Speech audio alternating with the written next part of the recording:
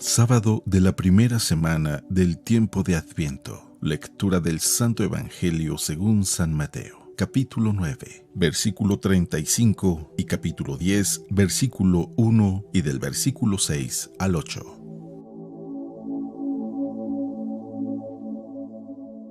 En aquel tiempo Jesús recorría todas las ciudades y los pueblos, enseñando en las sinagogas, predicando el evangelio del reino y curando toda enfermedad y dolencia. Al ver a las multitudes se compadecía de ellas porque estaban extenuadas y desamparadas como ovejas sin pastor. Entonces dijo a sus discípulos: La cosecha es mucha y los trabajadores pocos. Rueguen por tanto al dueño de la mies que envíe trabajadores a sus campos.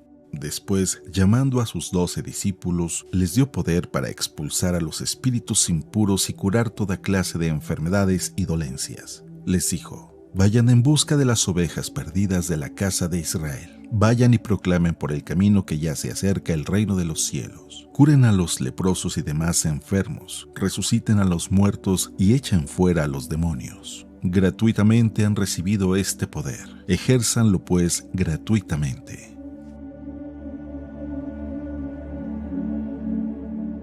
Palabra del Señor.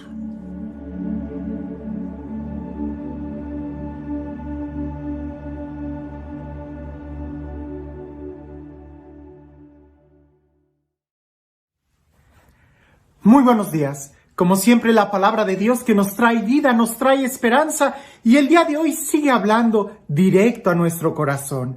Pongamos atención para escuchar lo que quiere decirnos. Y dice así: En aquel tiempo, Jesús recorría todas las ciudades y los pueblos, enseñando en las sinagogas, predicando el evangelio del reino y curando toda enfermedad y dolencia.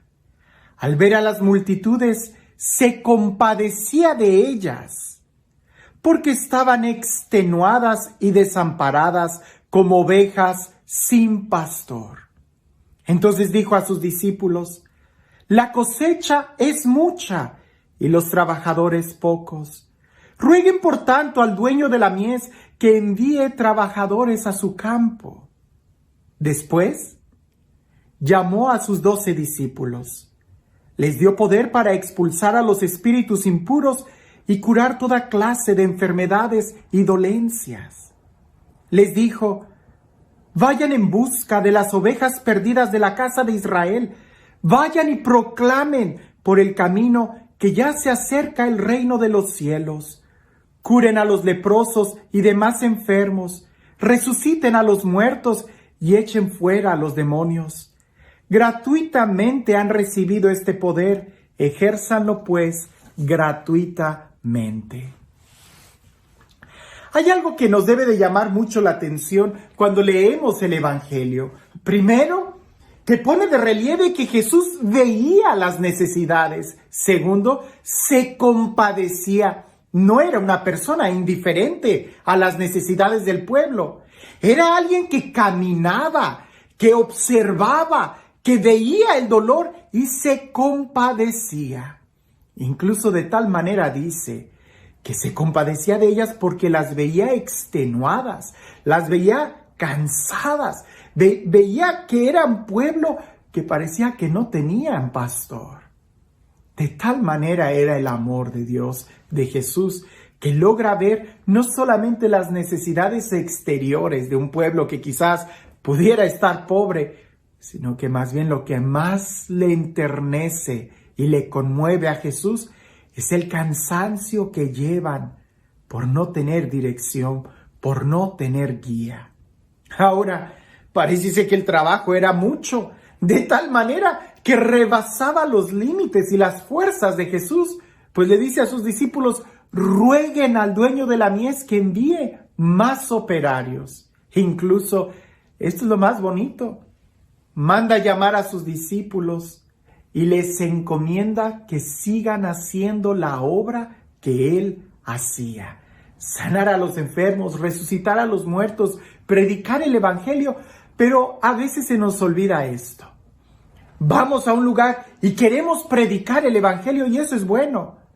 Pero hay un paso anterior que en el evangelio lo dice muy claro y que a veces todos aquellos que salimos y predicamos el evangelio no lo tomamos en cuenta.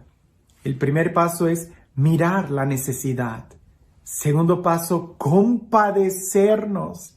Y hasta después sería el predicar. Porque llegar a un pueblo y tratar de ofrecer una medicina sin antes revisar cuál es la enfermedad puede ser muy peligroso. Claro, alguien puede decir, todo mundo necesita el evangelio, indudablemente. Pero primero tendríamos que ver cómo se los presentamos. Todo mundo necesita la salud, pero hay que ver qué medicina es la que les damos. Todo mundo necesita conocer a Dios, pero hay que ver primero cómo se los vamos a presentar. Por eso en la evangelización, lo primero y lo fundamental es observar muy bien, ver quién es la gente a la que les vamos a llevar el mensaje y después sentir el dolor de la gente, del pueblo. Y una vez que nos hayamos asociado a ese dolor, que lo hayamos hecho nuestro, será entonces cuando podamos compartir. Será entonces cuando nuestras palabras no sonarán como ideas utópicas, sino que podrán tener raíz en el corazón de las personas que nos van a escuchar. Alguien me podrá decir, bueno, padre, tú me estás hablando de ir a un pueblo, de ir a otro lugar. Esto que te estoy diciendo también se aplica a lo más cercano, a tu propia familia. A veces quieres hablarle a tus hijos sin antes escucharlos. A veces quieres regañar sin antes haber tratado de entender qué fue lo que pasó. Te voy a contar dos experiencias. Una, a mí me pasó. Y otra, un sacerdote nos la contó cuando nos estaba dando la clase de la confesión. Empiezo con la de este sacerdote. Él nos estaba dando la clase de moral, ¿verdad? Y nos habló un poco sobre el sacramento de la reconciliación. Y él dice que nunca olvidó una de sus primeras confesiones, porque él traía toda la teología, toda la moral, traía toda la ilusión de un sacerdote recién ordenado, que cuando esa persona se acerca a confesar con él, le dice, padre, aborté. Y se queda en silencio la mujer. Y el padre empieza a regañarla y a regañarla. Le dice, pero que no sabías que eso es un asesinato y esto y esto y esto. Y la mujer empieza a llorar y llorar. Y ya cuando el padre termina de darle todo el sermón, le dice, ¿y bueno? Y ella le dice, bueno, padre, pero es que yo no quería abortar. Yo no quería perder a ese niño. Y el padre le dice, ¿y entonces a qué te refieres? Pues tuve una enfermedad y se complicó todo y yo peleaba por el niño, yo quería tenerlo, pero se me murió en el vientre y traigo ese dolor adentro en mi interior porque tuve que ir con el doctor y me están pidiendo que me haga un degrado y no sé qué hacer. Y al padre le cambió totalmente la mente y sintió, él describe que le cayó un balde de agua fría y le dice, perdóname hija, no sabía bien lo que te estabas refiriendo. El niño todavía lo tienes en el vientre. Y la mujer llorando le dice, sí, padre, pero ya me dijeron que se murió, que ya lo aborté y yo todavía quiero seguir con la esperanza de tenerlo y los doctores me dicen que me tengo que hacer un degrado porque no está bajando y todas las complicaciones. Y ya el padre totalmente se sintió muy mal, le dio el consejo, la consoló y saliendo de ahí, el padre fue a confesarse de que había pecado de falta de caridad. Dio un consejo, un regaño, predicó sobre la importancia de la vida a la persona equivocada. Hay que escuchar muy bien y escuchar muy bien y después compadecernos. Como por ahí dicen, aún el peor pecador, la peor persona, el drogadicto, el borracho, el alcohólico. Sí, juzgamos severamente esos vicios, pero ¿ya los has escuchado? ¿Ya has sentido lo que hay en sus corazones? Porque creo que no hay una persona que sufra más que aquella que tenga que encontrar una especie de alegría en una violencia, como las drogas, el alcohol, la vida desenfrenada. Cuando yo fui a este lugar de apostolado, Se llama San Lucas Totoalmaloya, en Aculco, Estado de México, en la República Mexicana. Muy metido, ¿verdad? Una comunidad preciosa. Y cuando yo llegué ahí por primera vez, el párroco muy sabiamente me dice: Everardo, por estas primeras 2 semanas, aunque yo te necesito y necesito que trabajes, es importante que te sientes en la banca y que veas y escuches a la gente sin decirles nada. Tú solamente siéntate y velos. Y me tocó ver cómo los indígenas llegaban, ¿verdad? Con muchas flores y le ponían collares de flores al santo, le llevaban con el copal, entraban en procesiones de rodillas. Y sí, en primera instancia se me hizo aquello muy rudo, se me hizo aquello muy tosco. Y poco a poco, ¿verdad? Tuve la oportunidad de ver varias celebraciones. Incluso en el ofertorio, en la misa, le ponían al padre varias collares de flores. Y ya después de que terminó el primer fin de apostolado, que fue más bien de enseñanza, el padre me preguntó: ¿qué viste? Y yo le empecé a decir: bueno, padre, honestamente no me gustó mucho porque el copal, la forma en no es incienso, y yo entiendo. Y el padre me dijo: no me estás respondiendo a la pregunta. Te dije: ¿qué vistes? Y entonces ya yo le empecé a describir, bueno, vi que entraban algunos de rodillas, otros entraban en procesión danzando con el copal, otros entregaban flores. Y me dice el padre: ¿y cómo los vistes a ellos? ¿Cómo entraban? Y dije: no, perdón, no los vi. Yo nada más vi las cosas que hacían, pero no los vi a ellos. Me dijo: la próxima fin de semana, trata de ponerte en sintonía con ellos.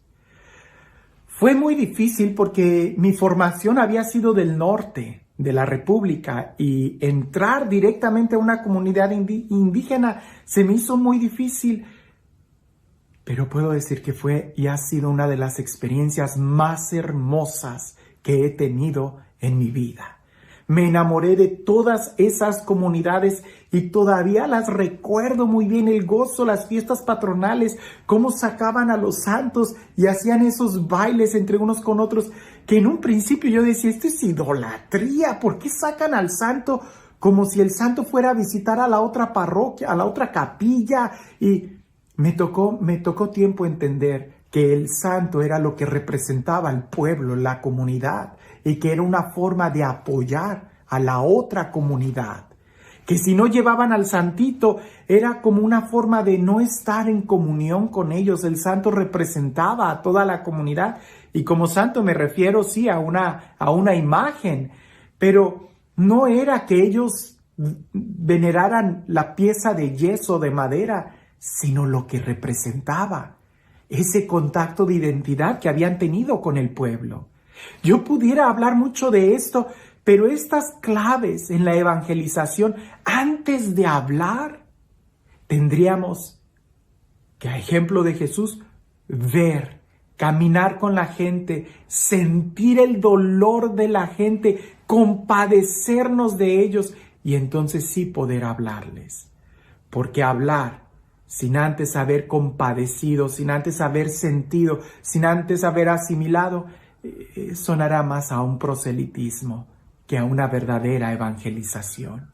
Algo de lo que sucede mucho en los medios de comunicación es de que yo no sé lo que hay del otro lado de la pantalla, y a veces conviene que me reduzca mucho a lo que dice el texto bíblico, pero de algo puedes estar seguro. Si podemos aprender algo de este evangelio, es que, a ejemplo de Jesús, primero tratemos de mirar el corazón, las personas, sin tanto mirarlo de afuera.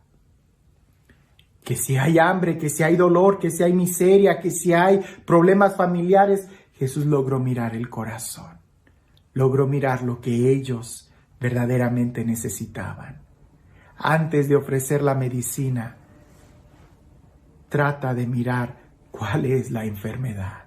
Y para eso, caminar y ver, sin prejuicios, con un corazón de hermano. Y este Dios, el Dios que camina con nosotros, el Dios que nos escucha, el Dios que se compadece de nosotros, el Dios que habla nuestro propio idioma, el Dios que a través de muchos signos se acerca a nuestra realidad y nos entiende, el Dios que siendo eterno se encarna y entra a nuestra historia, se reviste de humanidad. Que sea este Dios, el Dios que es amor y misericordia, quien el día de hoy te bendiga en el nombre del Padre, del Hijo y del Espíritu Santo. Antes de regañar, antes de gritar, antes de juzgar, hay que aprender a escuchar, hay que aprender a ver. Y si siempre escuchamos y vemos a aquellos que piensan igual que yo, entonces en realidad no estamos escuchando. Para escuchar hay que ir sin juicios y ver toda la realidad, ver todas las opciones. Porque a veces lo que yo escucho de aquella mujer que me dice que abortó no es verdad. Es lo que yo escuché, pero tengo que tratar de escuchar lo que hay en el corazón de ella para poder entender cuál es la verdad. Que el día de hoy podamos, a ejemplo de Jesús, caminar, ver, sentir, escuchar y entonces sí, poder orar a Dios que envíe más trabajadores o, ¿por qué no?, enlistarnos como un trabajador más. Que tengas un excelente día.